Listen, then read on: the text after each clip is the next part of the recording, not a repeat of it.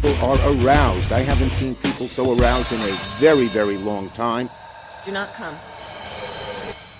Do not come. Hello, everybody. Welcome to the Punch Up Pod with Lila and Pat, our Sunday night shit show right on the dot at 5:00. Perfection to the second. Perfection. How are you, my friend? I'm good. It's been a little bit of a stressful day, but good things came from it. I officially have legit 1 gigabit internet now. I am fast. Wildly jealous. That's amazing. I am absolutely loving it. And the only bad news with that is it took so long for them to get it installed that I didn't have the beer run. So I only have 1 good beer. But you have other beer, right? Yeah, I have this in my low, light kind of beers. But right. This one's delicious. It's What Spike Dogs, Dog Years, it's called. Dog Years. All right. I like Yeah. Wait, dog ears or dog years? Is Years. it for book lovers or okay, got it. Well, cheers to that. Cheers to that. And I put together my brand. I got a new electric bike and put it together yesterday. So that's impressive. I'm on some shit this week. Yeah, you are. Very cool. I love it. Good for you. Good. How's your world? Did you celebrate Easter at all? God, I hear it's a holiday today for those who celebrate. It's 420, so that's a holiday for a lot of people, at least. That's right there. The one to celebrate for those who partake. Right. 420. All right. Well, good. We're just seeing each other for the first time today, which is unusual for Pat and me. So, we both kind of just came screeching into the studio last minute. I mean, doing our own prep, but not as coordinated as we sometimes are. And announcement to start the show is we will be ending early today because in addition to it being Easter, yes, we got a bit of a game going on. Playoffs for the Warriors starts tonight. And whom are they playing? Sorry. Jesus, the Rockets. Oh, okay. The Rockets, right? Am I right? I should know. You could tell me anything. I'm pretty sure it's the Rockets, but news. now I have to type it. All right. Well, that's great. Good. So we will have a slightly abbreviated show, but we do have a lot to get to. So we want to start by thanking all of our members, our pup heroes and sheroes. You guys are amazing. We love and adore you. Thank you. Cheers. First sip of wine. Absolutely. Thank you. And as always, please remember to like and subscribe and smash that notification bell. My favorite part of the show. All right. So this was, every week is crazy. Every day, just more horrible things happen. But it was unusual that we saw some people quoting the far left, even communists and socialists, being quoted by the likes of President Donald J. Trump and right-wing pundit David Brooks, Bill Maher quoting the Bible as justification for Israel's genocide. He didn't call it genocide. So before we get into all of these disgusting specimens, we wanted, what's the plural of specimen? Specimens. We wanted to give a cheers to this woman whose name I have not been able to find. She is from Haines County. Is that what I found, though? Haines City. In what state, I don't know. But this is somebody we should all be listening to. There's something wrong in this country telling people it is okay to work 3 jobs, not see your kids, not see your loved ones, not take a vacation, and God forbid you get sick. Okay? And I still got a job at home because I'm a mother. Because let's not forget, I don't get a day off. And I got to figure all that out. How are we going to eat? How are we going to pay rent? How are we going to pay the utility bills? That every single thing went up after COVID. Not one thing stayed the same except salaries. The only thing that stayed the same in this country is the minimum wage. Even though everything else went up. There is no scarcity. It is how do we pit people against each other so they're too distracted to see everything that I'm too addicted to consuming. and how much profit I'm making, and more profit, how many more houses one individual can have, how many yachts can one individual have, regardless of whether I am a female, male, whatever. I am a human being first. With what conscience are you criminalizing poverty? Right. And it's not going to stop just in the United States. The poor of the world, not just this country, are fed up. And let's not leave out rural communities. I live in Haines City, Polk County, Florida, okay? But do you think that the poor in rural communities have transportation? They don't. There's absolutely not even a sidewalk to walk on, because I am giving the message of stay poor, stay hidden, and die silently, okay? If I get a job, how do I get to that job? If I even get it when I'm in a rural community. Yeah. It's So many good unconscionable. points. So many I good mean, points. Yeah. To not have public transit, it's just ridiculous. It's just free public transit. Like, come on, let's get people around to places. Like every country's figured out how to do this too, you know, without exorbitant fees. I mean, there's some poor communities. What we know, many communities don't have clean water, but they don't even have. Remember when Bernie Sanders was doing he would go meet people in 2020 and go to these really sort of devastated communities where they didn't even have a running sewer system. I mean, in the United States of America, but we're never going to talk about a thriving wage, about healthcare, about infrastructure. We kill every time there's any hope for some mass transit or high-speed rail, it gets killed by, you know, big donors and lobbying groups and Elon Musk. So, yeah, I mean, look, what is California? Is it the 7th largest economy or something like that? Fifth largest economy. Yeah. And we don't have a fast way to get from the state capital where I am to LA where all the money is. Like, yep. Thanks. We can't even get that one Yep. little fast train connecting the state in the 5th Because biggest economy. the automobile industry used all of its leverage to kill it. And that's just the way everything works here. It's the people who have the most money win. It's truly an oligarchy. It's disgusting. So there a couple different things happened this week, and they're all super important. And because we only have an hour and a half, let's just jump in. I feel like one of the things, because of all of the horrors that are happening from this administration, it is so vital that there is a party of opposition. And that party is doing everything possible to destroy the only possibility to defeat fascism, which is socialism. And we all know that. We all know it's popular. Whatever we think about the individuals who are leading the Fight the Oligarchy tour, we are seeing like hundreds of thousands of people turning out, people who have never gone to a rally before, to hear the words of basically what this woman was just saying. Like, we deserve to have lives. That's what they're coming out to hear. So whatever you think about Bernie and AOC, and I have lots of feelings, as I think we all do, that's the only hope that we have to defeat the fascism on the right. And instead of embracing them, we are getting roundtables of Democratic consultants just railing against anybody like Bernie and AOC or David Hogg, who are talking about having to fight the oligarchy. So we don't have to watch all of it, but a little bit of David Hogg on CNN. What he did this week, raising a lot of eyebrows here. Sorry. Yes. He is the new, do you say vice chair? Yeah. Of the DNC. Okay. Washington, D.C. Just a few.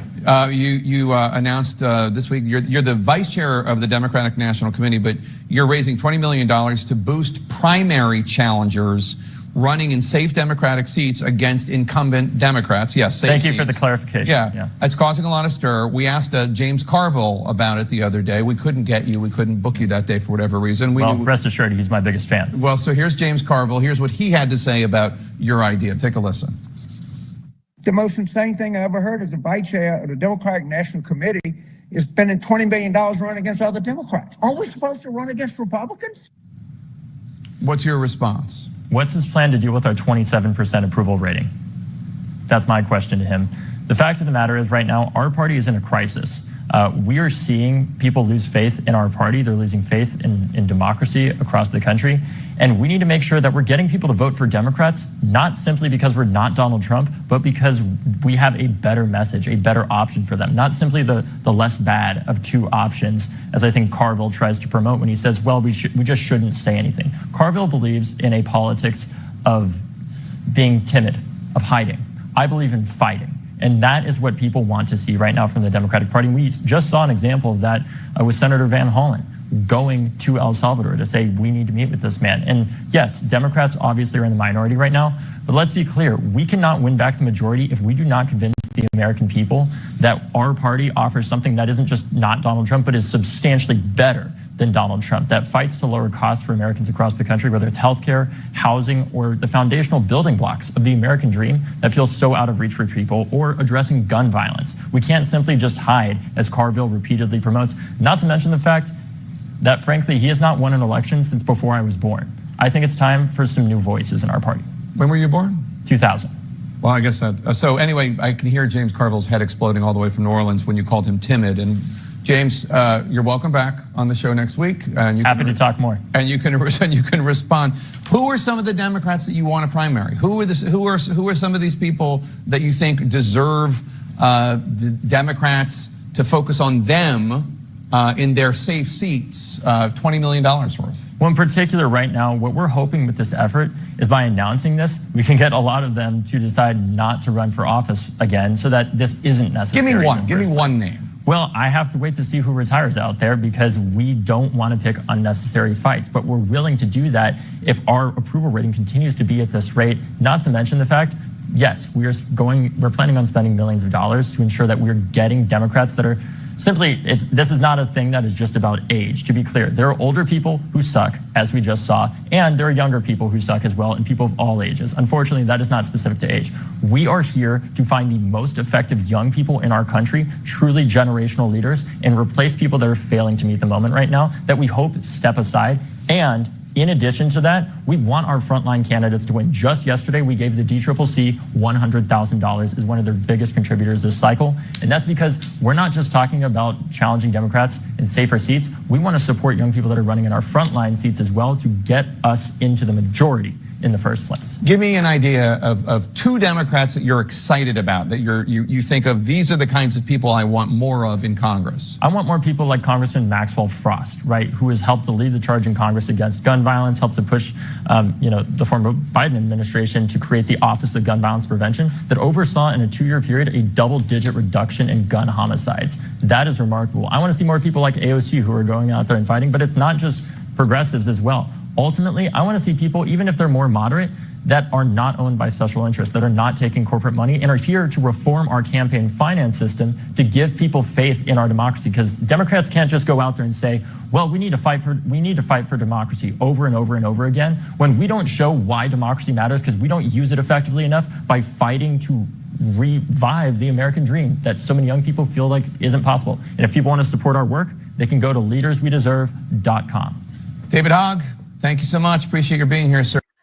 Okay, so just in case you were confused by that, in the article where it was first announced a few days ago, he is asked specifically, again, like the mere fact that he won't offer up the people he's disgusted by and that they want a primary is pretty clarifying. But he just wants to make sure that there will be some exceptions. He says, our base is craving dramatic change. We need to show our base we're here to fight for them. We need to show there are younger faces stepping up. But Hogg did name check 2 exceptions. Former House Speaker Nancy Pelosi, who is 85, and Representative Jan Schakowsky, who is 80. He described them as fighters who are delivering. So that's why he was allowed to be the vice chair, is because he's going to make all this noise and not even confront people like Nancy Pelosi. Yeah, and if you're carving out an exception for her, who is the largest person of stature in the House, who consequently takes the most corrupt donor money, because that's how the system works. She has the most power. She has access to all the evil channels that want the Democrats to do things. Yep. And you're carving out an exception for her. I mean, this is kind of like Bernie not naming an oligarch, not naming somebody in the party that's bad. It really is a lot of window dressing for the same old shit. And it's also a distraction, and it makes it seem, it's pacifying people who are desperate for change. It's making them feel like, oh, we're being listened to, and this is the voice of the future. I do think, so then Carville, when you beat a Republican, come back and see me. And the fact that, the last time that Carville ran a winning Democratic campaign was Clinton, because he ran John Kerry and Hillary Clinton. John Kerry 2004, Hillary, and I think it was in 2008. So exactly. David Hogg's right. And it's not like, oh, he's just been out of politics. No, he was a major force for 10 to 12 years of that time period and lost severely in every case. So he's terrible at having the pulse on America. Horrible. He's horrible. And he doesn't care. And the people that he likes are Republicans anyway, right? And he's married to one. He cavorts with them. He's so dismissive. He told us that Donald was cooked like 50 times. This is the thing that got him. He's like Maddow when it comes to Trump. Oh, this thing got Trump. We got him. Yeah, yeah, exactly. It's over. It's over. TikTok. He's going. And then the other person who, like, the fact that Bill Clinton is allowed out in public is vile. And here's Cuomo coming out to put in his 2 cents. You can't have this extreme wing of the Democratic Party running the Democratic Party, because it doesn't work. So AOC was opposed to it. Is AOC part of the extreme wing? Yes. Wow, that was a really good question and a very direct answer. That was direct, right? Yes. Yes. One word, yes. Yes. Sometimes the answer is yes. That's, center right for the rest of the world. Center right.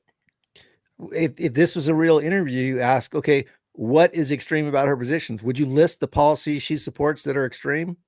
Is Medicare for all extreme? I don't know, what are they going for? $17 minimum wage now? Is that extreme? Right. There's never a follow-up question.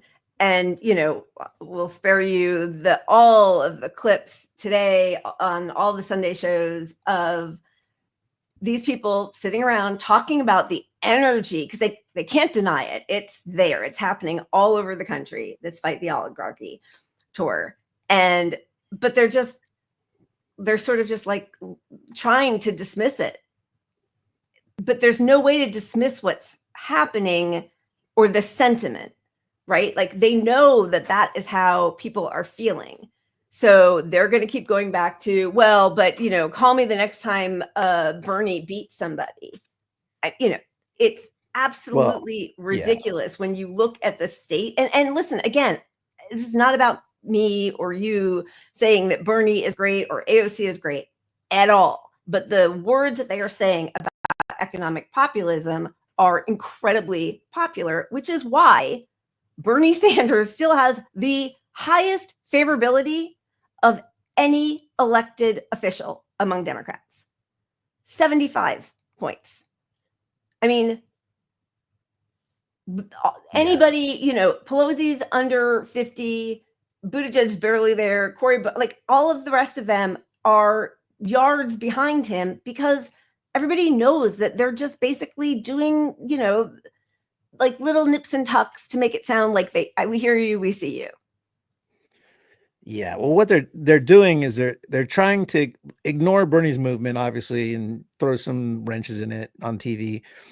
But it's where the people stand, obviously. But what they're trying to do is build up this abundance philosophy to counter okay, we got abundance versus what his strategy. With abundance, trickle down economic policy via deregulating the entire industry, Right. of every Exactly. industry, deregulate it all.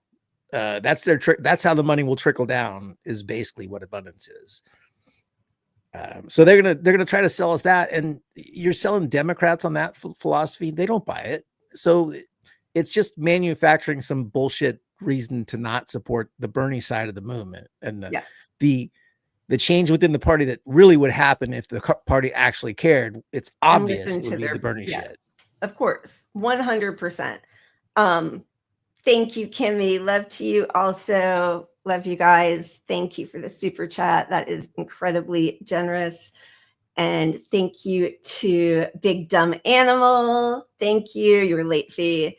Not necessary, but much appreciated. So thank you both. We really appreciate it. Yeah, so there's just been a lot of, and even in the way, like there's a few articles on Kamala Harris, who is still, either hoping to be presidential candidate in 2028 or run for California governor, in spite of the fact that most people in California polled just recently are not interested in her. They don't care. They don't want her. When she offered to go to that special election in Wisconsin a few weeks ago, she was on a Zoom call with the, Democratic office holders there and offered to come to help rally for the judge. And they said, thanks for no thanks. She got the Biden treatment. Oh God, this is my favorite time until he realizes that he's on mute. Oh yeah, hey. As always, her popularity is peaking when she's not speaking to anybody. So whatever her number is right now is the highest it's ever going to be. Yeah, so. Absolutely. And wait, is she in this one here? They didn't even include her. Yeah, interesting. They didn't include her. There is this doll going around, the word salad edition doll with the coconut salad, pills, or spicy chips, pills, vodka. They had to throw on the knee pads. Yeah, that's gross. That part is obnoxious. But even Tim Walz, who should have spoken up earlier, is now very publicly saying that she shouldn't have said, I told you so, and that she should fight harder, and that nobody knows what the Democratic Party stands for anymore. They can't even tell you. Yeah. So what I appreciate at least about Walz is they're look, Democrats understand messaging is the problem, but like, it's not just messaging. It's just, you don't have anything behind your message. Yeah. So the good thing, at least with the Bernie wing and whatnot, is they're putting some substance of what we should be supporting, not reframing how we say it. This is what we should be supporting. And Walz is accurate on that pretty much too, minus little Medicare for all-ish. Although he did say, I mean, listen, I agree with you. He's not our, whatever, doesn't even matter. But like he did say in an interview about 2 weeks ago, when we get back in office, people aren't going to want us to tinker around the edges. We're going to need to do Medicare for all. Now, it's super easy to say that when you're out of power, as we know. That's, Democrats are famous for raging against the machine when they don't, control the controls. But I think even like just the shit talker, hold me back, and then he stopped and he's like, oh, he just shut up. Or the dog, you let off the leash. She's like, oh, I don't really want to fight that other dog. I'm a pacifist. I don't fight. That's not my thing. Oh. Okay. So anyway, that's the state of the Democratic Party, which is definitely not up to the task. I realize we didn't spin the wheel or start off with a little piece of joy. Do we want to do that before we get into the Democrat of the week, I guess, which I would say is Van Hollen? Oh, wait a second. There's your answer. All go along the way you like it, Pat. Okay, wait 1 second. Excellent. Let me get to the thing, like our extra window here. Ta-da. Bring us some joy here, baby. 420, baby. I will just be having a little more wine while I spin again. Just drinking some beer, but puff fast, people. Yeah, do it. Quick, go. Jesus would pass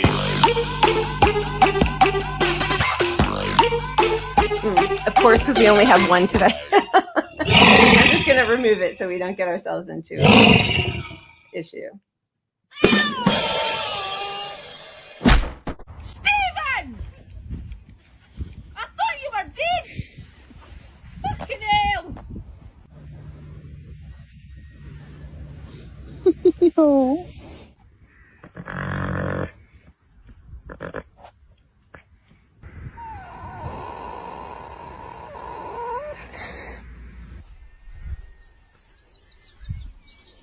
Hey, Sleepy. Squidward. Squidward, are you dead? Are you dead, Mama? Do you want to get up yet?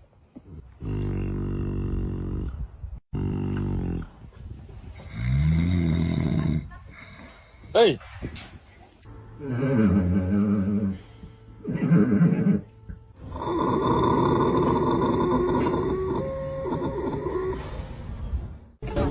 Anxiety, keep on trying me.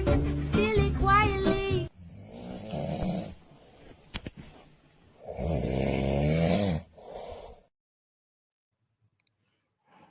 What do you think? I always thought that I the did- whole thing, horses when they were lying down meant they were dead, and then I saw that Nate Bargatze skit that was Oh, I correcting don't my even know what that is, but I had no misperception. idea they laid down and slept like that. Right? No idea. Yeah, because whenever you see them, you're like, oh my God, I thought like they're not allowed to, cows. That was always a thing when we were up in Vermont, where my parents would take us for the summers, and cows lying down meant it was going to rain. But I had always been told that a horse lying down was dead until Nate Bargatze. Everyone should check out Nate's the Nate man. Bargatze. He's very pretty funny. funny. You turned me Yeah, on to he's him. I like him. Yeah, he's good. Before he got like super famous, I liked him more. Now he's a little more polished than I want him to be, but I really love him. Okay. So moving on to I guess just what? The deportation. The GOP.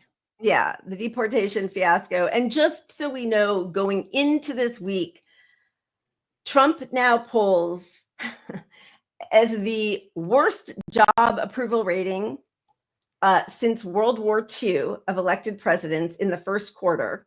And the only person who beats him is himself in 2017.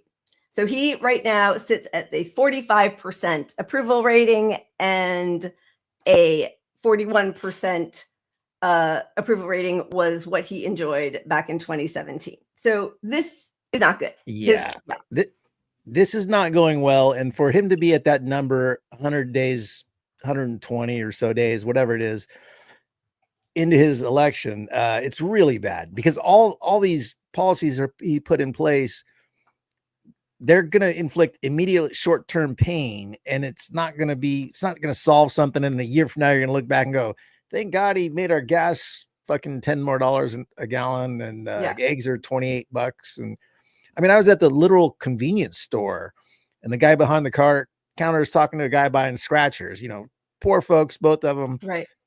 And they're talking about how eggs are $16 a carton. Like these people, just a guy buying a lottery ticket brings up the price of eggs at a gas station. So, I mean, it's devastating. This is not going to play well. No, it's not. And, there's this whole thing that we're about to discuss as Senator Van Hollen went down to El Salvador and got to meet with Kilmar Abrego Garcia. So he, puts out this tweet saying that he got to meet with him. I said, my main goal of this trip was to meet with Kilmar. I mean, my main goal, I feel like you could aim a little higher and say to get him out, but okay. I mean, I guess he doesn't really have that control, but still, tonight I had that chance. I've called his wife, Jennifer, to pass along his message of love. I look forward to providing a full update upon my return. Then the president of El Salvador, who's being paid millions of dollars to house all of these people that Trump shoved off on planes to CCOT, although Garcia has now been relocated. But so President Bukele first writes, Kilmar Abrego Garcia miraculously risen from the death camps and torture, now sipping margaritas with Senator Van Hollen in the tropical paradise of El Salvador. And then he quote tweets himself, now that he's been confirmed healthy, he gets the honor of staying in El Salvador's custody. The drinks that were placed there by the workers at the cafeteria where they were apparently margaritas, but Senator Van Hollen says they never drank from them. You can see that the whatever salt or sugar on the rim is intact on both of their glasses. So it was a big, stunt. PR stunt. Yeah, PR stunt. And then because this is who the Democrats are fighting against. It feels like they could probably, take this guy on if they had anything to talk about. The White House puts out a quote tweet of the New York Times headline, Senator meets with wrongly deported Maryland man in El Salvador. And they, red mark up the headline saying Senator meets with MS-13 illegal alien deported who's never coming back.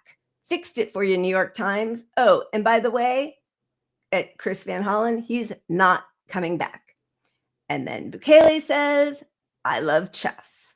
So here this is a man who the White House, the Trump administration admitted was sent in an administrative error. They admit it was their fault, that it was a mistake. They now have the judge who had said that they needed to turn the plane back before he was even deposited in CCOT and bring all of the people who were on the planes back. Now finding the Trump administration in contempt of court. And it's a joke. It's all a joke to them. It's so disgusting to see this coming from the official White House. Like even a lower tier Democrat, or Republican shouldn't be tweeting this kind of, it just sets the tone of like your guys up top are in the gutter this low. And let me tell you that tweet right there is going to cost Trump, us taxpayers, a $50 million settlement, because that's defamation. Yep. They unless you have proof that he's MS-13, you have damaged this man's character so severely with that he's going to get $50 million. It's just. I hope so. I hope they bankrupt all of these ghouls. Trump put out his ridiculous tweet saying, holding a picture up of his fist, and it's really hard to see, but on the knuckles above the tattoos that he does have are clearly just like typewritten letters. MS. Yeah, go ahead. Yeah, so the MS-13. He's saying that's what each thing means. Right. Yeah. M is supposed to be the marijuana. Right. S, the smile. Right. 1 is the cross because it's closest to 1. And right. 3 somehow relates to death, skulls. I don't know. Yeah. So, right. I understand. And yes. This may even be true. I don't know. I've seen people dispute it, that there is actually MS-13. Right. But even if that means MS-13, it doesn't mean he's in the game. Like you need to make a real connection to also like clearly. If you're in a gang but haven't been charged with any criminal activity, like, does it matter? Like, what does that, like, he's been brought up. First of all, he's been brought up on charges before and everything was dismissed every time. So they've tried to do this before, and a judge ruled that he can stay in the country. He has a work visa. So none of this was done properly. And again, the administration has already admitted it was an error on their part. But now what they're saying is we can't do anything because, we can't force Bukele, the president of a sovereign country, to do anything. We're not allowed to do that. That's against our purview, which of course is a lie because they're paying him millions of dollars to keep all these prisoners. And Bukele says, well, you think I can just smuggle a terrorist back into the country? That'd be, so like both of them are just lying and joking about it. I actually thought it was because he was already dead. I thought that's why they were doing this. So did I, yeah. But they're just doing this to be cruel, like to show they can. It's cruel. It's a distraction. It's a show of force. It's hey, if you're going to speak up against our administration, we don't need much evidence to do whatever the fuck we want. That's what they want people to know. Yeah. And once you're gone, this is fascism. This is pure direct fascism. Clear as I did think it was interesting that he says, if it looks like a duck, swims like a duck, and quacks like a duck, then it probably is a duck, which comes from Walter Reuther, who was the head of the UAW, and in the 50s when he was talking about communists, which I think he considered himself a communist. We have a saying in the union: if a fellow looks like a duck and quacks like a duck and walks like a duck, the possibility is that he is a duck. That is the way with a communist. If the guy does everything that the party does, the prospects are very good that he is a party member of fellow traveler. So I just thought it was funny that there's Trump, like disgusting fascist that he is, quoting a communist.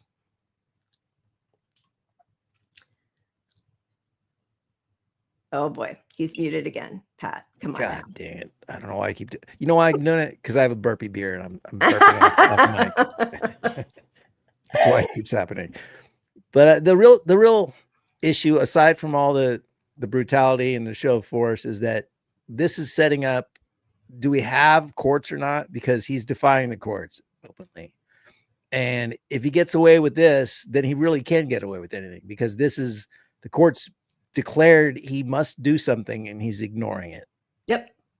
So, I mean, it's kind of amazing.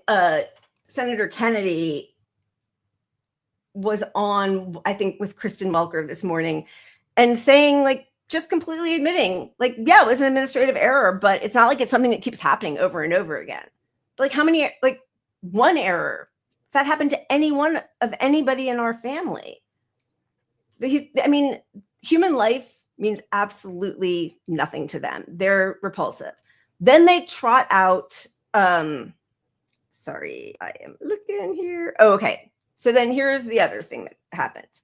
Again, just the fact that all this is happening on social media, and it's like this ridiculous game of like calling each other names and one-upping each other. It's just so, I mean, embarrassing is too light a word. It is just grotesque that these people who are juggling all of our fates with complete disregard are just like having fun on their social media accounts. It's gross. So here is Trump posting a picture of himself with Patty Morin, who is the mother of Rachel Morin, who was killed by somebody who I think was here illegally from El Salvador. And he says, "We are not the same," juxtaposed with the picture of Senator Van Hollen and Kilmar Abrego Garcia. But, you know, the difference is that the killer of Rachel Morin was arrested, had due process, was charged, was convicted, and is in jail. And it's horrific that he killed somebody, but it really has nothing to do with due process for somebody who's being accused of things that he's denied, his lawyers have denied, that even, you know, judges have said he has a right to say. But it's a way of, you know, diverting and distracting. It's diverting, distracting, conflating. So it's like, hey, look, mother of a murderer. But that connection isn't there. It's just pretend there. Yeah. And then it's also like Democrat with the brown guy, Republican with the white lady, who's got the honor of being in the White House because she's going to attack the brown guy. Right. Exactly. So here's what she says, which is, you know, my message to Chris Van Hollen: why does this illegal immigrant have more rights than my daughter, Rachel Morin? Again, false argument, because that's not what Van rights Hollen is does saying. this guy have? He's been deported without due process. So what are you fucking talking about? And then it comes out that her grandchildren are suing her for the money that they raised on a GoFundMe after their mother was killed, that this woman, Patty Morin, has withheld from that. Which doesn't have anything really to do with either of the other situations either, except, God, everybody is just so vile. Like, it just never ends. Yeah. Can there just be one person in the Trump administration somewhere that doesn't have a shroud of disgust around them in some way or another that's like a rape? No. I just one thing after another. It's just not that the Democrats are the same. Don't get me wrong, but they don't come out with this gross thing that we all have to look at. Like, yeah, at least not. I mean, the optics side of what they stand for. No, They pretend to stand for the right. shit that Bernie stands for. You know Except what I mean? there's Gavin Newsom. He goes on, I think, the Bulwark or something, and says that this is all a distraction. Yeah. And that if Democrats allow themselves to be distracted by this, they're playing on Trump's field, and it's a losing battle because the country is with him on deportations. And you know why the country is with him on deportations is because Democrats pushed them that way.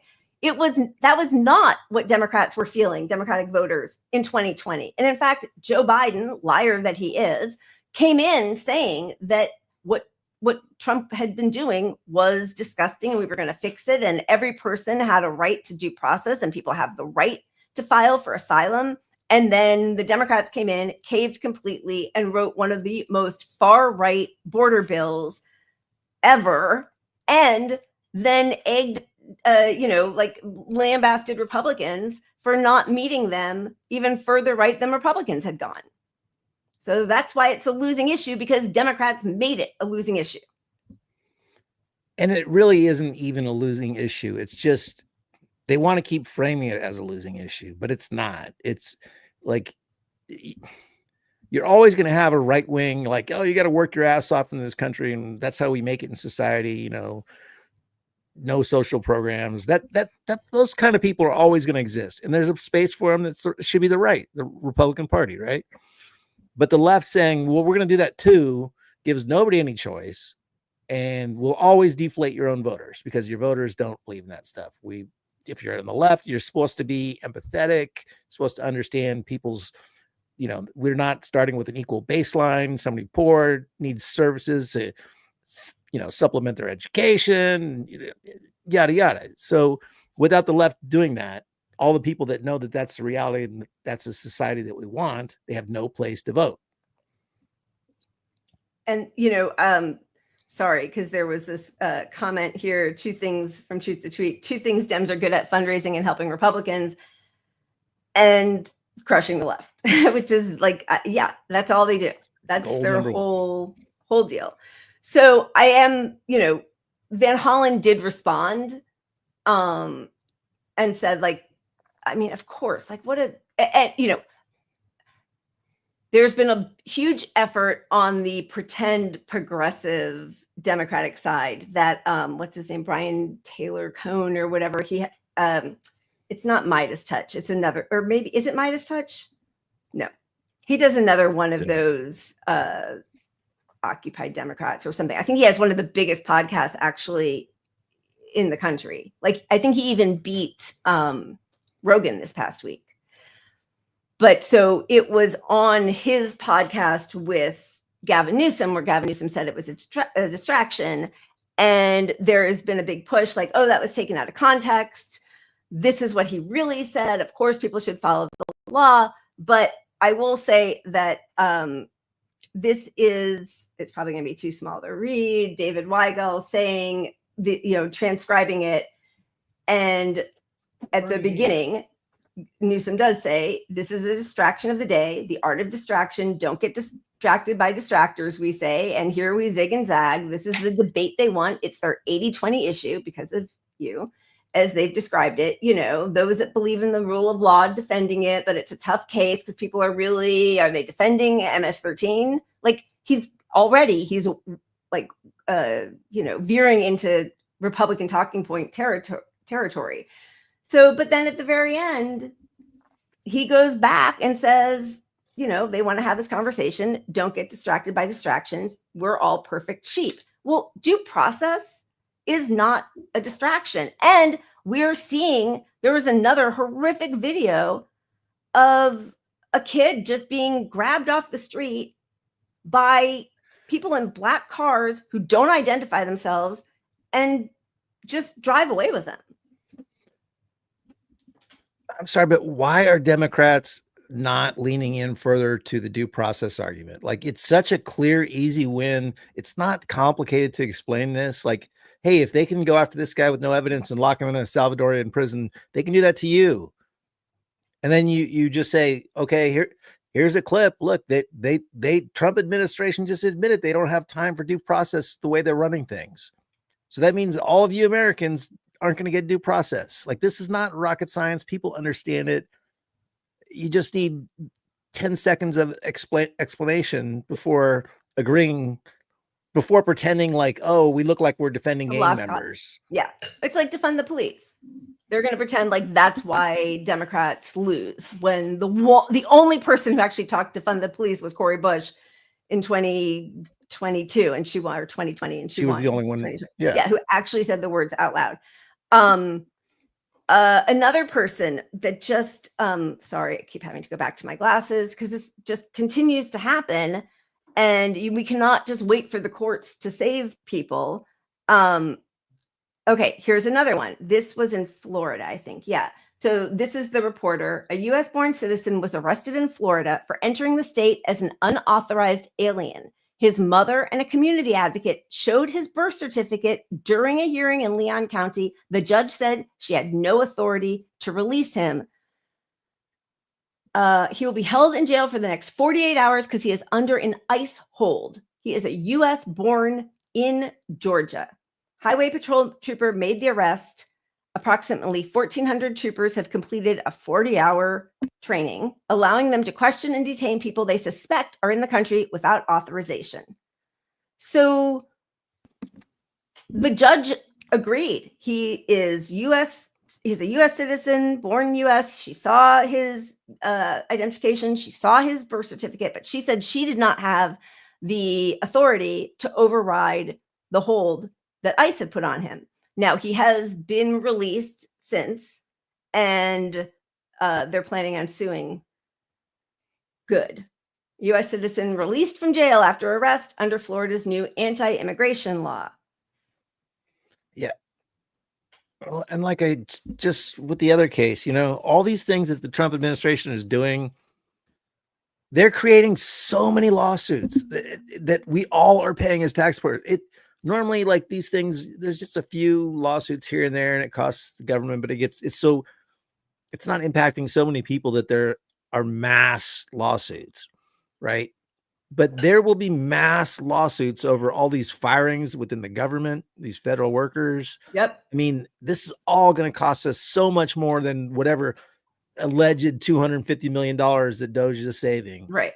Like, you know how quickly you run up $250 million when you fire falsely 200,000 federal employees. Like, yeah. Let alone all the people who, I mean, I know, but who are really suffering because of these people not being there to handle the workload and process paychecks or whatever people need from government services. And by the way, he started off saying, Elon Musk, that Doge was going to save $2 trillion. And now it's like 150 billion, which isn't even true, but like, whatever. But yeah, he's admitted now. Well, yeah.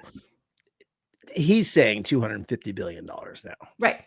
But he started at $1 trillion. And $2 trillion. He's saying 250, it's going to be 50 billion. And it's just people you fired that you don't replace. It's not actual government efficiency. Yeah. It's just firing people that which actually need makes to rehire. Everything all going to get paid. Efficient. Yeah. They're all going to get rehired, paid back pay, sue. I mean, none of it saved. He's not going to save a penny. It's going to cost us money. His savings program is going to cost us billions. Save him money because he's getting rid of all the people who were either looking into his unfair business practices or upholding regulations or whatever. That's all any of these people ever care about. I mean, it's so direct with Musk. I mean, even the Starlink program, the program the government spends all this money to make sure people have high-speed internet anywhere you live. And that's a very expensive proposition, but it's an equalizing force because you need the internet now, right? Yeah. So Starlink already had a piece of that project, but now they're going to get a huge, nice contract, nice government contract, ton of money because it's all going to be Starlink now. It's more efficient, when it's actually not, because it's not future-proof. The satellite technology, if we get faster speeds involved, fiber optic can handle whatever speed we bring, where the satellite stuff peaks at a certain number and that's it. So it's and he has doing the opposite of it's a terrible long-term solution. Exactly. Just like getting rid of high-speed rail and mass transit. Another great Elon What Musk. about tunnels for one car at a time? Have you thought about that? This was crazy. And again, like it's like when the Turkish student who a Trump judge just has denied being released on bail. They say she is a flight risk. This woman who from Tufts, a graduate student, all she did was co-write an article in the paper, in the student Tufts paper, saying that the administration should adhere to the resolution that was passed by a democratic vote of the student population or the student body, and that she's being held in an ICE detention center for that. Whisked away. We all saw that video where nobody has ID. Many of their faces were covered, just whisked away, being kidnapped. And then this happened just a couple of days ago. And honestly, I feel like we all need to know, like, what do we do when we see this? Because it's going to just happen more and more. Just some kid on the streets in New York City. What's her name, sis? What's her name? Yeah, sis. What's her name? My name is H.R. Harper. H.R. Harper? Back up. Back up. Yeah, I hear you.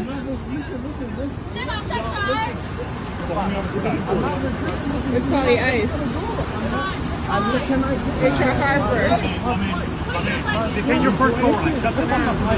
My shoe. My foot! Y'all got my foot under the car! No, I know. You have my foot stuck under the car!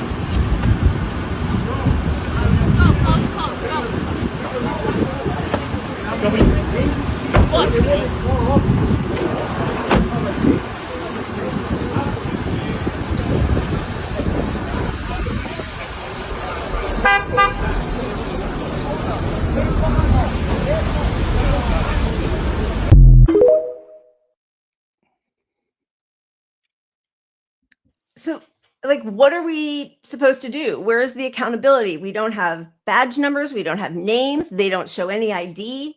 They snatch him off the street. And by the way, just as a reminder, this happened under Biden also. I don't know. Like, we are completely lawless at this point. So I'm actually uploading it right now. And I'm sorry, we were so rushed. I didn't get to show some of the things I pulled, but did you see there's a clip of some activists falling around ICE and they're showing how you handle it, and they're on loudspeaker informing some of the people they're going after with their rights. And I think this is one good way. Okay, that's good. I just want to show some of it. It's 3 minutes, but we'll just stop it whenever. Yeah. But that's I good. appreciated it as some sort of optimistic way to face some action we can take. Yeah. If they don't have a warrant, you do not need to talk to them. You don't have to answer their questions. You do not have to answer any questions. Let them slide the warrant under the door or put it up to the window. Where you can see it clearly. It has to be signed by a judge.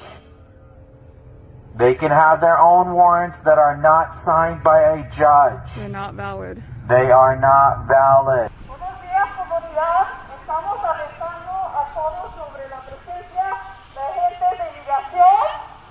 Shut up, ICE.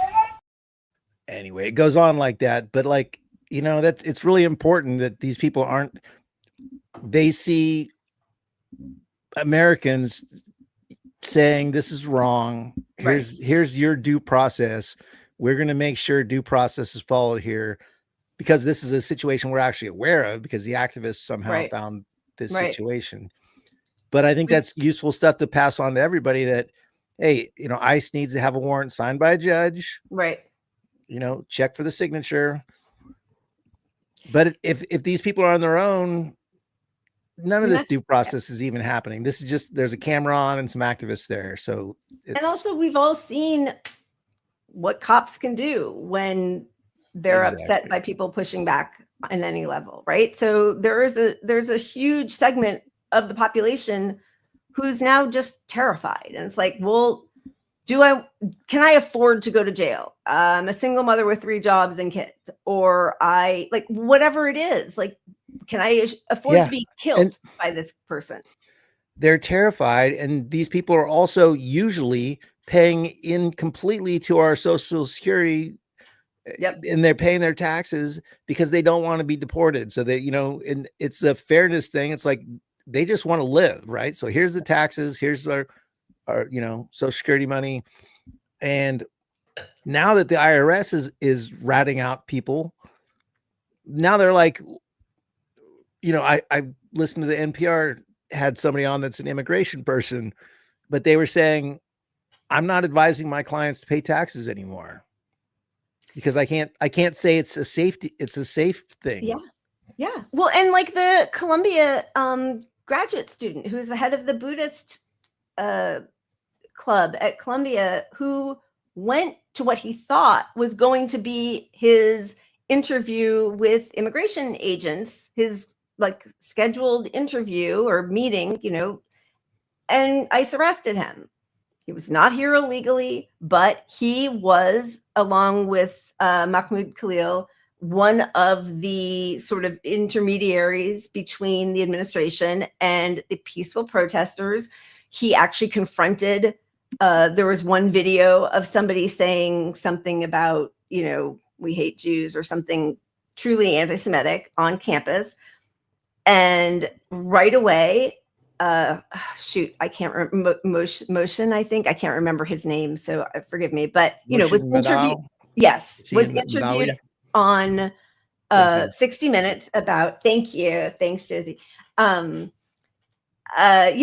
in injustice anywhere or whatever, an injustice anywhere is an injustice to us all. Whichever phrase he said, but he also confronted, and there's video of it, confronted the guy right away on campus and said, we don't even know who you are. You're not part of our group. We are a peaceful group. We don't spew hate.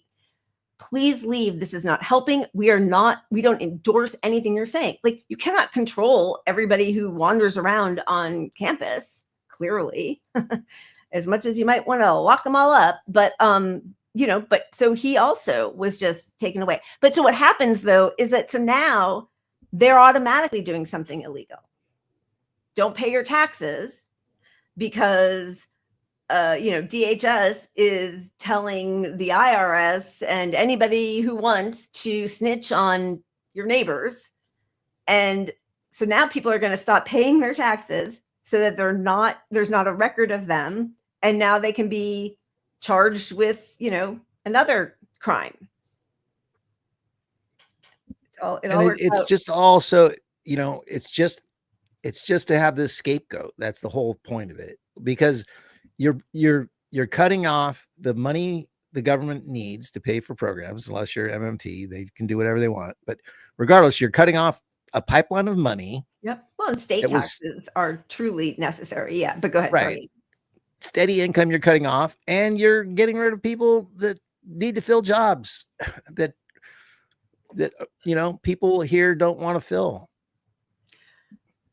But also, yeah, I mean, yes, that's part of it for sure, which is also why Democrats can't figure out who they really are, because they are working for the same donors, and what they will never do is enforce a living wage that is commensurate with inflation, give us health care, make sure that they regulate housing so that, Blackstone or BlackRock or Vanguard can't buy up all single family homes. They won't do any of those things because they're paid by the same people. So instead it's like, well, who are we going to blame? What are we going to do? Immigration is a losing cause for us. It's a distraction.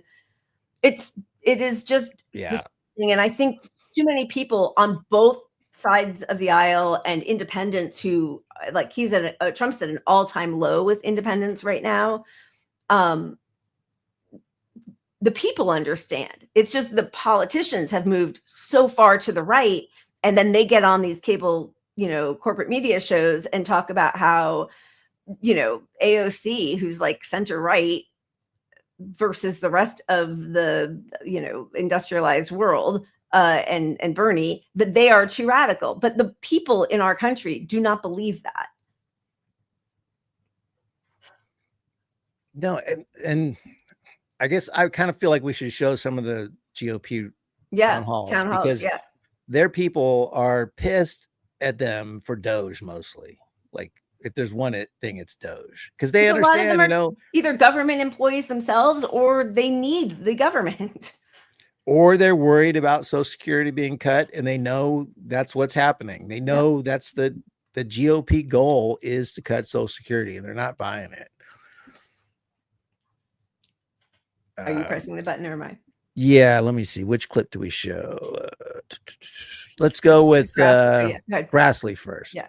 There's two at Grassley. I'll show you. Are you gonna bring that guy back from El Salvador? Yeah. Are you? Yeah. Why not? Supreme Court said to bring him back. Trump don't care. Because he's got an order from the Supreme Court and he's just said no. Yeah. He just said, screw it. Hey. Excuse me, Senator Grassley, on that same subject, the Constitution, the framers of the Constitution said that every person, not citizen, every person within the jurisdiction of the United States has due process. That has been violated. And we would like to know what you, as the people, the Congress, who are supposed to rein in this dictator, what are you going to do about it? These people have been sentenced to life imprisonment in a foreign country with no due process. Our government cannot do anything. Why won't you do your job, Senator? Yeah. Get it fine. I mean, what I really love about that is that, of course, everybody's worried about the economy, about their own finances. But this is, on some level, even bigger than that. Like, these are not people who know Kilmar Abrego Garcia personally, but it is an affront to everything this country is supposed to stand for. And they're speaking up on behalf of all of us and our civil liberties and due process. And, that there is something really comforting on some level that it's not just, it has to happen to you. It's not just like, your finances are being affected, which would be enough, but like, it's even bigger than that. It is. I think a big part of it is that they're drawn to not trust him over the economy stuff. So then it brings, it's sort of, when you're at a town hall and they're trashing the guy that you used to look up to, and somebody says something, you're gonna believe that person's telling the truth just by transference. You're going to transfer your anger towards him on this issue, and then someone's bringing up immigration, and wait a minute, you mean that due process can affect me? Yep. So it kind of all goes hand in hand, but that's why these town halls are flopping big time. This was from the same town hall, and I thought, this is another example of people losing their mind at the GOP right now. I think the general population is sick and tired of hearing about the tax cuts for the wealthy, the ultra wealthy, the uber rich, whatever you want to call them. When you start nitpicking about whether some single mom or single dad or somebody with somebody in prison is getting $70 too much food stamps, it doesn't even buy you anything at the grocery store.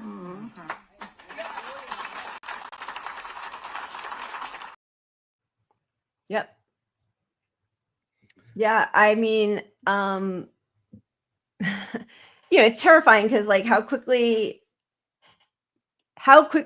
can the protests take effect when you have people like Senator Murkowski, who's always been, there's this weird group of Democratic voters, liberals, who are like, it's Murkowski and Lisa, or no, the other one, the main one and the Hawaii one, whatever. Anyway, because they're the two female GOP people who sometimes will, vote for women's issues or whatever. But they're all cowards, but coward is even too gentle a word. It's just, they're all complicit. They are all complicit in our demise, but she's sitting there at a town hall, just admitting that she's scared. What do you have to say to people who are afraid, or who represent people who are afraid? We are all afraid. Okay.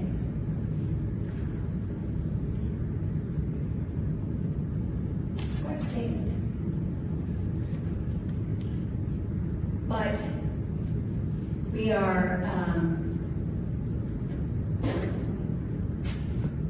we're in a time and a place where I don't know. I certainly have not. I have not been here before. And I'll tell you, I'm oftentimes very anxious myself about using my voice, because retaliation is real, and that's not right. But that's what you've asked me to do. And so I'm going to use my voice to the best of my ability. And sometimes it will be viewed in a way that, well, that's pretty confrontational. And other times it's going to be using my mother's charm that I learned as a young girl, and in direct communication with those that I have made relationships with, and am able to affect some change that way. But I've got to figure out how I can do my best to help the many who are so anxious and are so afraid. I love when they're like, it's amazing. I don't know how we got here. This is an anomaly. Yeah, and Shocking. just cut the Can't figure out how we got here. cut the shit. Like, don't say you're scared and you're gonna in the future possibly be a little bit somehow on occasion. My Southern charm. They all do Because this they'll come fucking- after me. Like, hey, yeah, we're gonna come after you is the thing they need to know. We are gonna come after you, us, right around you, not when you fly to Washington, you get some dirty looks by your peers. Like, no, these people in your neighborhood don't like you living. Before we living get the good black. life. No, living the good life. Living the good life. Yeah. Living so well, so high on the hog or something. But you look at it, it's like, so a couple weeks ago we talked about how Rutgers was trying to build a solidarity movement amongst the Big Ten universities so they could stand up to Trump and the Trump administration, trying to stifle free speech and have control over their classes and how they, administer their education. Columbia, which has a multi-billion-dollar endowment, but also enjoys, a pretty fantastic reputation worldwide, has completely capitulated, working with ICE to give, to inform on their own peaceful students and get them deported, or the student groups for, students, Justice for Palestine and Jewish Voices for Peace were totally shut down by the administration when they were raising money for diapers for, young parents in Palestine, in Gaza. They were shut down for that. Meanwhile, it's been revealed that other student organizations have been raising funds to send to the IDF for military gear. Nothing happens to them. Finally, Harvard also, and by the way, Columbia capitulated to all of the different requests or demands that the Trump administration put out there, having already, destroyed the trust of their students by calling the NYPD on them. And then Trump still took, $400 million away from them, doing the same thing to Harvard. And Harvard, finally, somebody pushed back.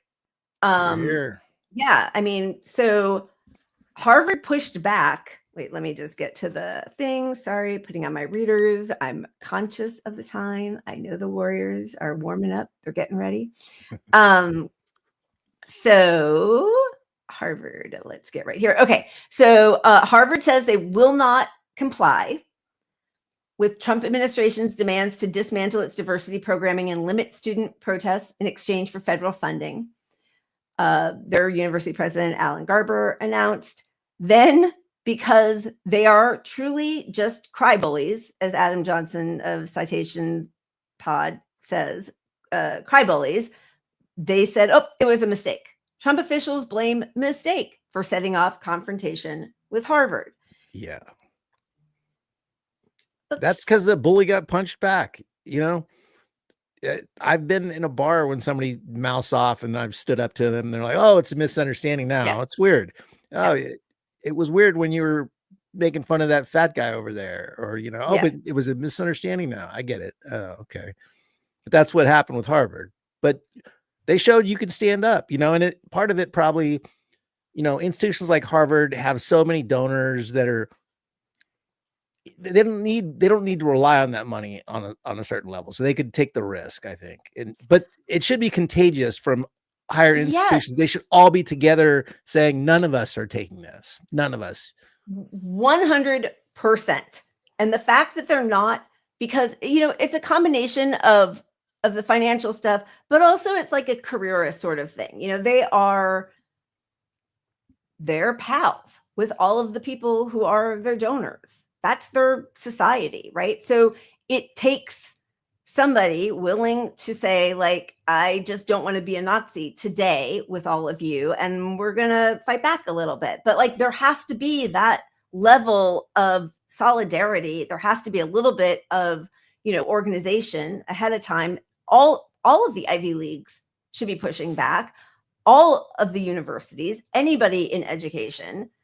But, you know, again, like, we see what's happening. And this is why, you know, when people are like, why are people spending so much time talking about Gaza? We have problems here, because it's all intertwined. It's all related. And the fact that, you know, the American Medical Association, the American Pediatric Association won't talk about the doctors being slaughtered in Gaza, won't talk about hospitals being obliterated, that the, you know, American journalists won't talk about what the 210 journalists there, like this, that have been targeted and killed along with their families.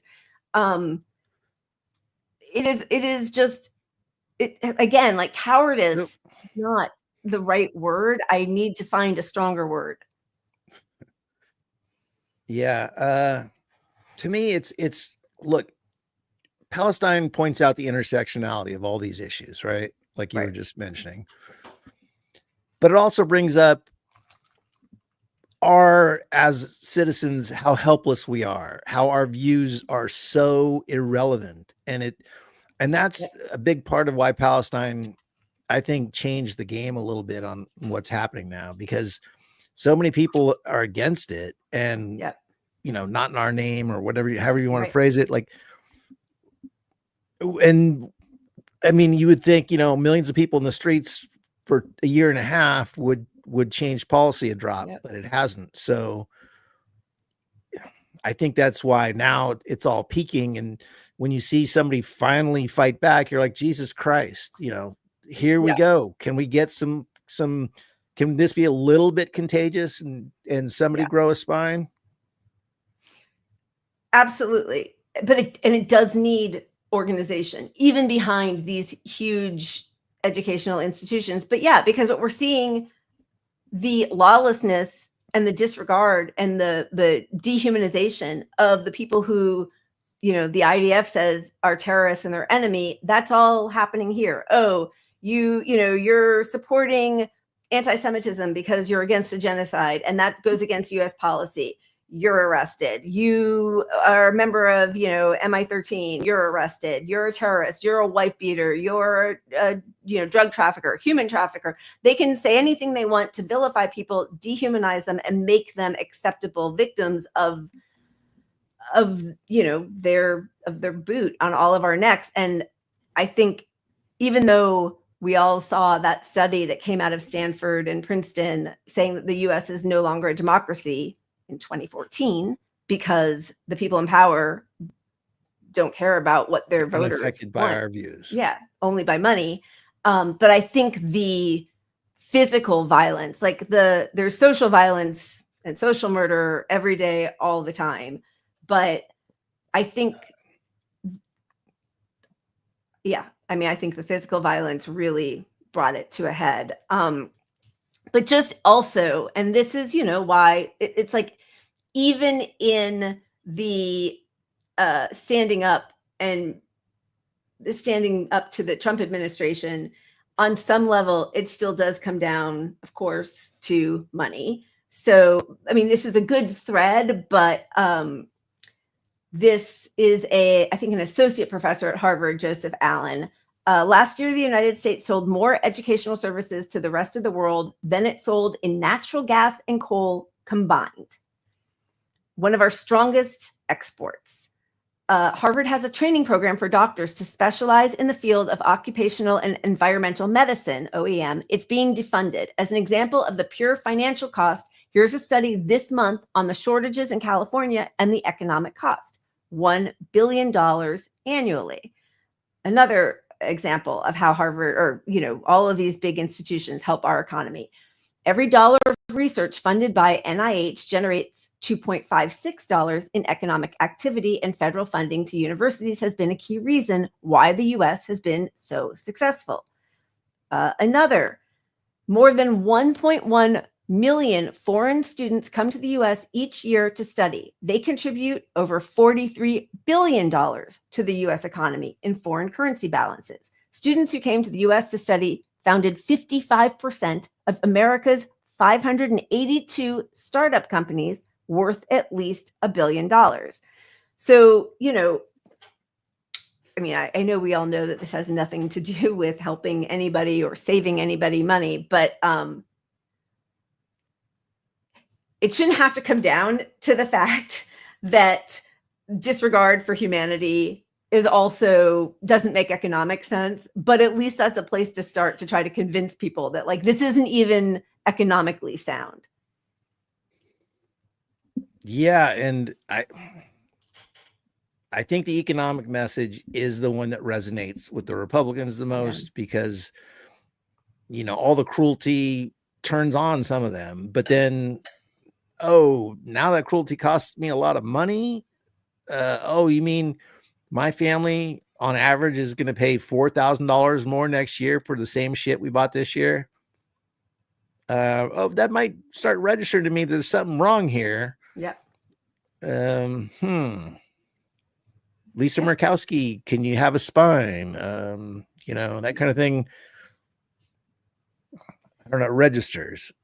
I did want to show just one more of these rallies because, when you look at how Lisa Murkowski handled it, and she sort of gave the crowd something like, right. I'm a little worried too. I'm going to push back when I can. Channel some of my Southern mothers. Yeah. Right. And they, largely, I don't know, bought it. At least there was it felt like some of it was sincere. Yeah. Whatever. But here's a GOP person, Hagerman, at her town hall, and they were giving her a lot of grief about Doge. Yep. Doge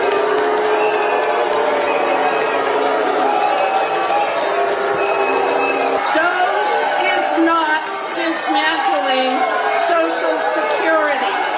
And even with reconciliation, we are not allowed to touch Social Security. The work that I have specifically been doing, I am on the Judiciary Committee and the Natural Resources Committee. I worked for the U.S. Department of Agriculture, helping Wyoming family farmers deal with drought until I was fired a month ago in the mass firings, and despite only having the highest marks in my performance review. In a state where so many farmers rely on government programs for drought and disaster relief, Trump's plans to cut these programs and the people who administer them, coupled with the tariffs, will decimate Wyoming farms and rural communities. What are you doing about that?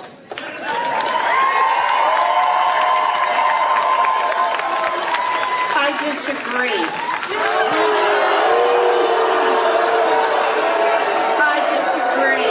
I come from the ag community.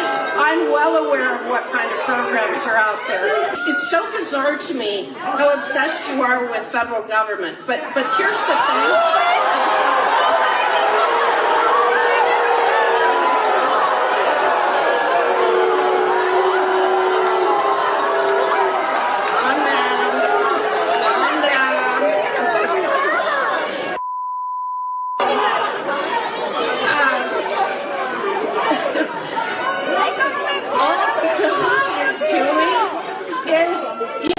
You're going to have a heart attack if you don't calm down. I'm sorry. Your hysteria is just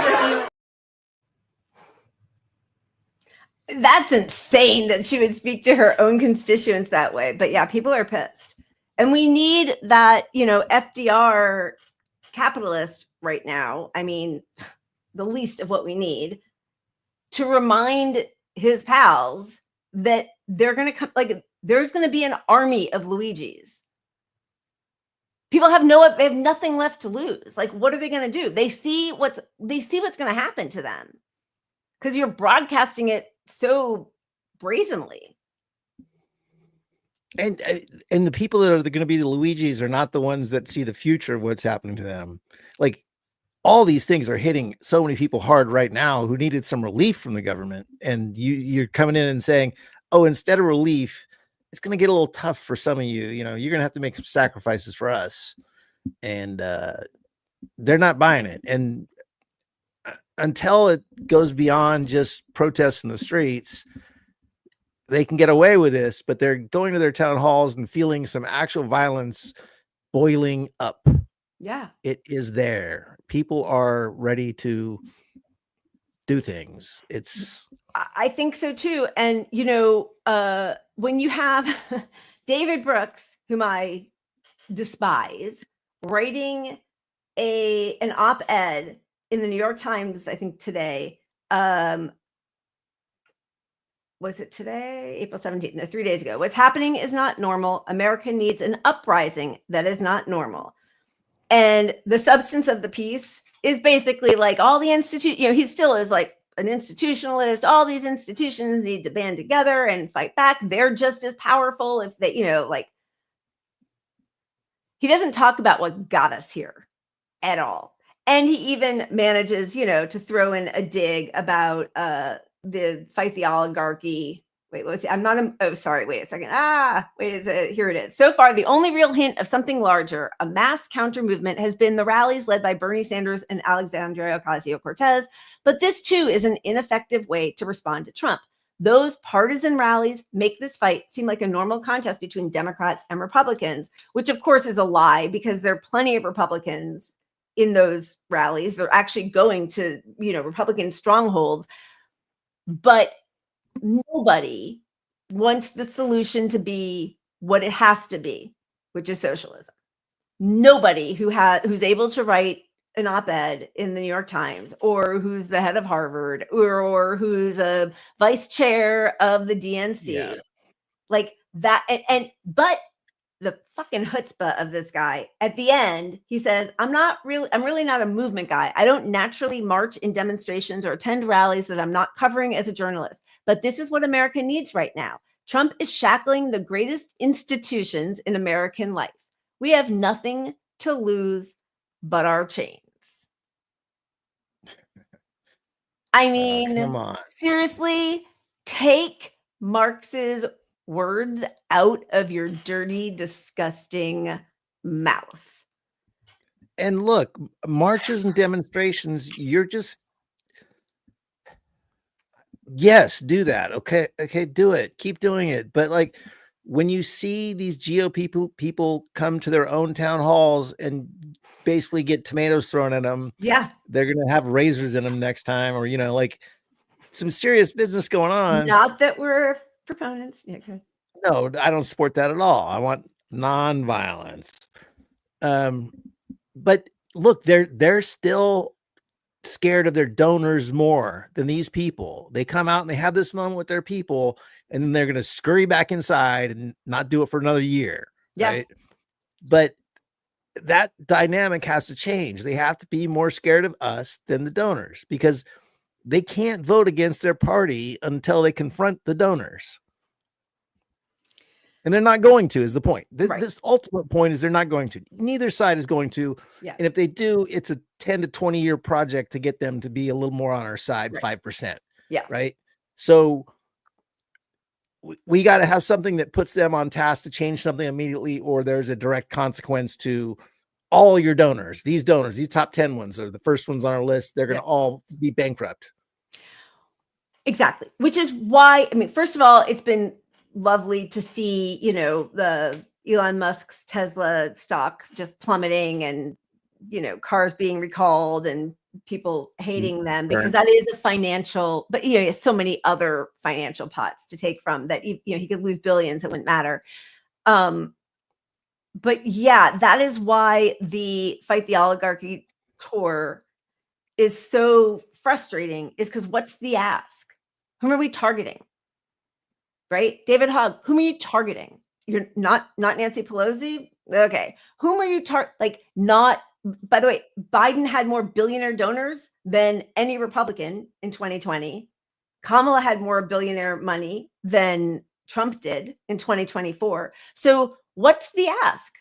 Whom are we what's the action? Yeah. If Bernie's action gets us 20 more AOCs, we haven't changed a fucking thing.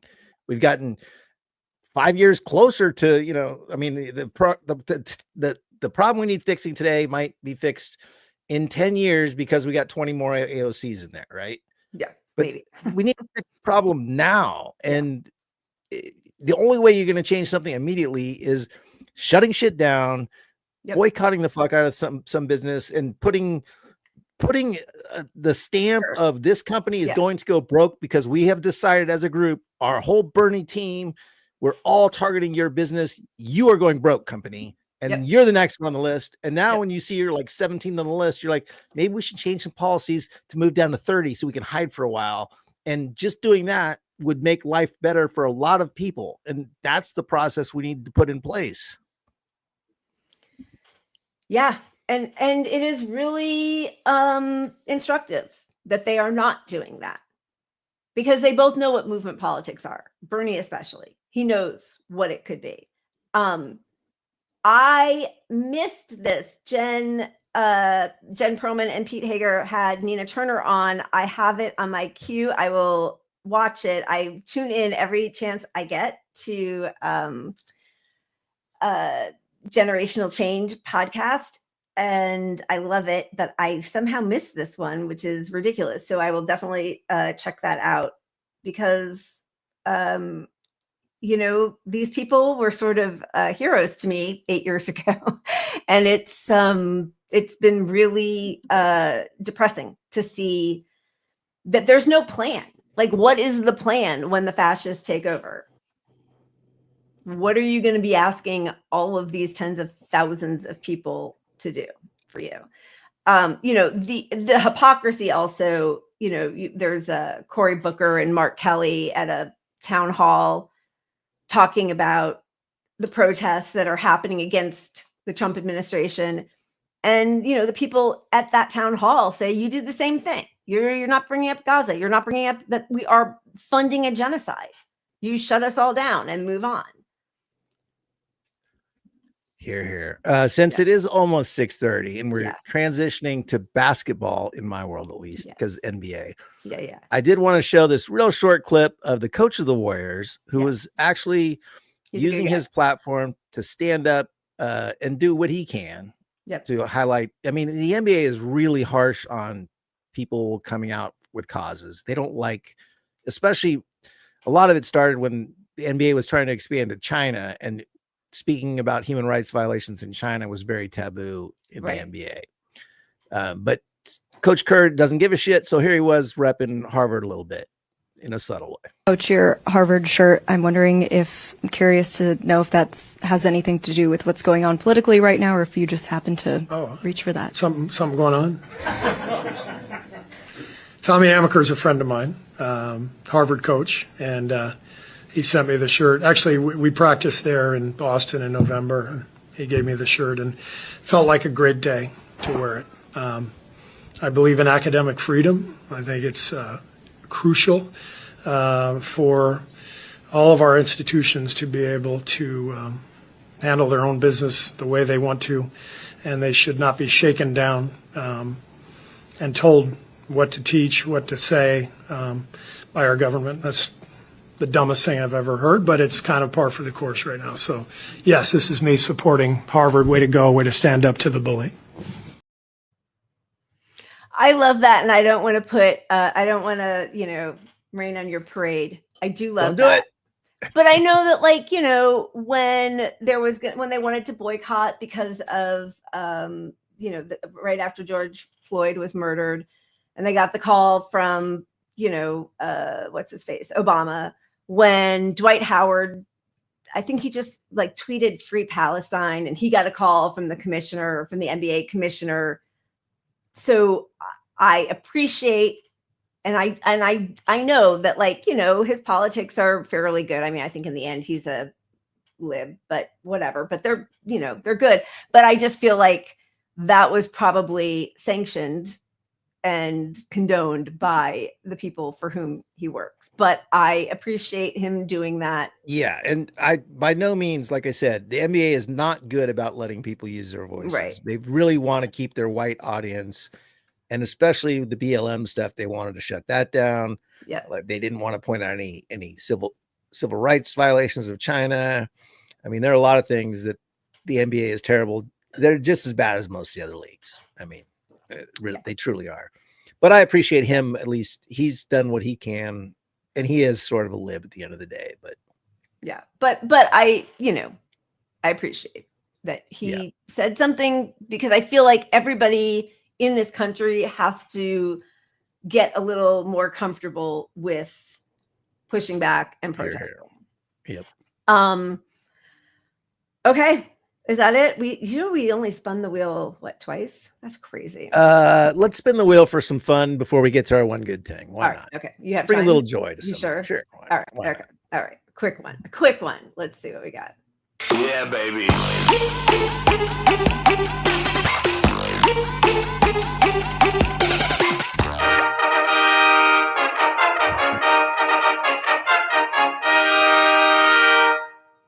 It feels like 420 fits, right? Yeah.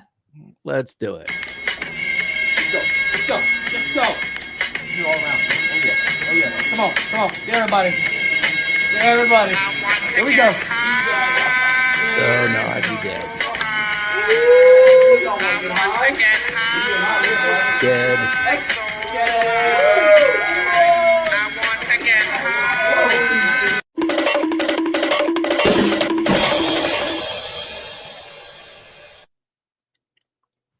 That was a suggestion by, I'm looking for the name here because it's something else on social media and I don't want to dox anybody, but I think it's okay because neither one is the actual name. But Sochbill, just want to thank you for the